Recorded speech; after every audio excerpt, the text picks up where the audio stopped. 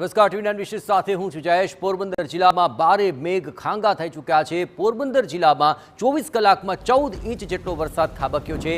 રાણાવાવમાં 9 inch, કુતિયાણામાં 6 inch વરસાદ વરસ્યો છે। આ ઉપરાંત ભારવાડાના વાડી વિસ્તારમાંથી 7 લોકોનું રેસ્ક્યુ કરવાની ફરજ પડી ગઈ।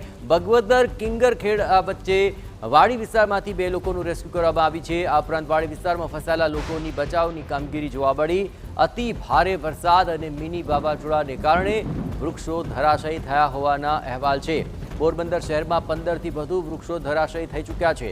બંધ થયેલા રસ્તા ખુલ્લા કરવામાં આવ્યા। પોરબંદર શહેરમાં ધોધમાર વરસાદ વરસ્યો છે, જેને કારણે શહેરનો MG રોડ જાણે કે બેટમાં તબદીલ થઈ ચૂક્યો છે। પોરબંદર શહેરમાં હાલ તો વરસાદી પાણી ભરાઈ ચૂક્યા છે અને શહેરના અનેક વિસ્તારો પાણી છે। ભારે વરસાદથી દુકાનોમાં પાણી ફરી વળે તેવી શક્યતા જોવા મળી રહી છે। તો જજીસ બંગલો રોડ પાણીની અંદર ગરકાવ છે। વાલિયા રોડ પણ થઈ ગયો છે પાણી। વાહન ચાલકોને પડી રહી છે પારાવાર હાલાકી। અનેક સ્થળે હોર્ડિંગ્સ ધરાશયી થઈ ગયા। ભારે મેઘ ખાંગા થયા હોય તેવી આ પરિસ્થિતિ આપ જોઈ રહ્યા છો। પોરબંદરમાં પાણી ભરાતા એમ્બ્યુલન્સને પણ જવામાં મુશ્કેલીનો સામનો કરવો પડી રહ્યો છે।